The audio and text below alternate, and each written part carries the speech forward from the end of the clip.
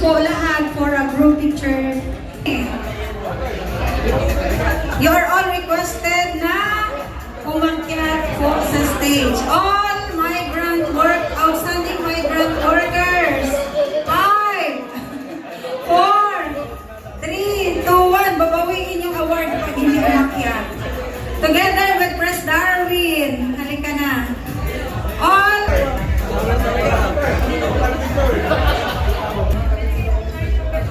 Press Juday, outstanding karimba. Sa gitna ang mga babae at mga senior. Hindi, joke.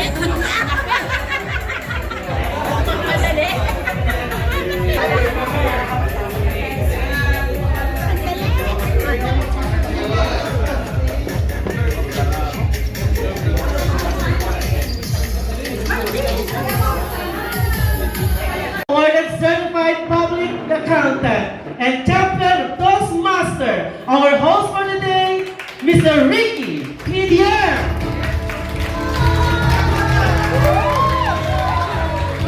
Hep hep! Hooray! Hep hep! Hooray! Hooray! Hindi ko galing. I'm sorry. But then please rise. Thank you so much. Magandang hapon po sa inyo lahat. That's the spirit. Sabayan natin ang init ng panahon at ang humility sa init ng ating pasasalamat para sa ating nagdaang 127th Philippine Independence Celebration. And supposedly today is a double event. We're supposed to have also the welcome celebration to our newly appointed labor attaché of the MWO Eastern Region Operations, si Honorable Labor Attaché Sulaiman Sol C. Mutia. Unfortunately, due to a prior commitment, he won't be able to join us, so it will be pasasalamat for me. Happy birthday! Happy birthday! Thank you so much! At mamaya magpapakain tayo. I hope you enjoy yung food na pinrepare ng Drug, Restaurant and Cafe. Sila po ang ating sponsor at libre daw po yun! Palagpak! Thanksgiving, recognition, and appreciation to all the men and women behind the celebration of our Independence Day. So today, I would just like all of you to sit back, relax, and enjoy the program. There are a lot of prizes at stake, and we will be having the recognition of all of the people involved in the 127th Philippine Independence Celebration. So to formally start our program, I please request everyone to rise for the opening prayers, to be led by none other than one of the members of the Kalayaan 2025, Sir Andrew Nacatiel Santos, as well as Reverence.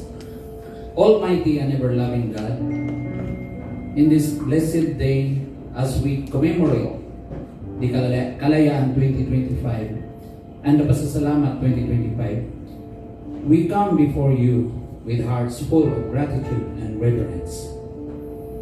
We thank you for the gift of freedom, hard-earned by our courage, sacrifice, and love of our heroes, known and unknown, who gave their lives so that we may live in liberty. Lord, we lift to you our thanksgiving for the resilience of our people, for every hardship we have endured, and every triumph we have achieved.